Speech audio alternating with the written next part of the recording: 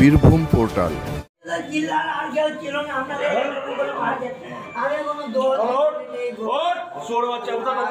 নেশার টাকা জোগাড় করতেই শান্তিনিকেতনের শ্যামবাটি বাজারে মোবাইলের দোকানে চুরির চেষ্টা করলো এক যুবক। অভিযুক্তকে গণধোলাই দিল স্থানীয় মানুষজন। অভিযুক্তকে আটক করল শান্তিনিকেতন থানার পুলিশ।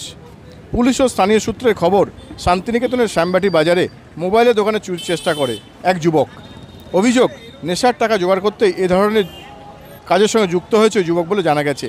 ক্ষুব্ধ এলাকার মানুষরা ওই যুবককে ধরে ফেলে এবং মারধরও শুরু করে।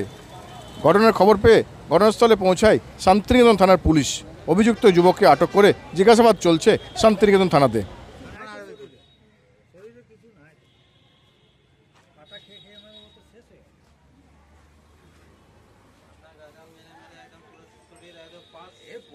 যেমন রোজগার দোকান খুলতে আসি, সেরকমই আমি রোজগার মতো আজকেও দোকান খুলতে আসি 9টার সময়। তখন দেখছি যে আমার দোকানের তালাটা খোলার পর মালপত্র সব এদিক ওদিকে ছড়িয়ে পড়ে রয়েছে। আমি ভাবলাম কোনো কারণে হয়তো পড়ে গেছে। তারপর দোকানটা যখন ঢুকি তখন দেখি ওপরের দিকে টিন ছাড়ানো রয়েছে। তো এটাই দেখে আমার পাশের কিছু বন্ধু ছিল, তাদেরকে আমি ডাকলাম। তারা রীতিমতো এলো, দিয়ে বললো যে পাশে একটা রেস্টুরেন্ট আছে, সেখানেও নাকি চুরি হয়েছে। সেখান থেকে তার ক্যাশ বাক্স ভেঙে তারা কিছু টাকা পয়সা নিয়েছে। দিয়ে আমি যখন তারা এলো, তারা বললো যে চোর তাহলে তোরও দোকানটা তারাই করেছে। তো আমি সেই মুহূর্তে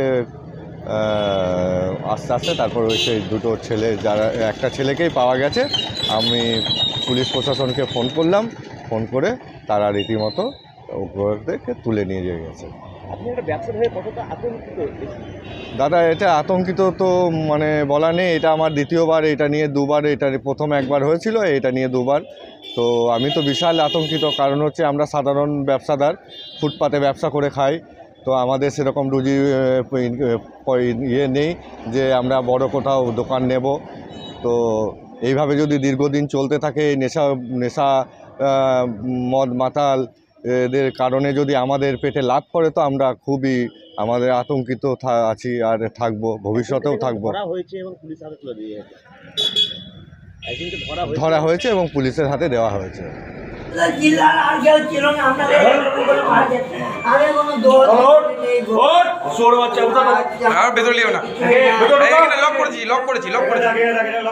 লক করেছি আমিও না।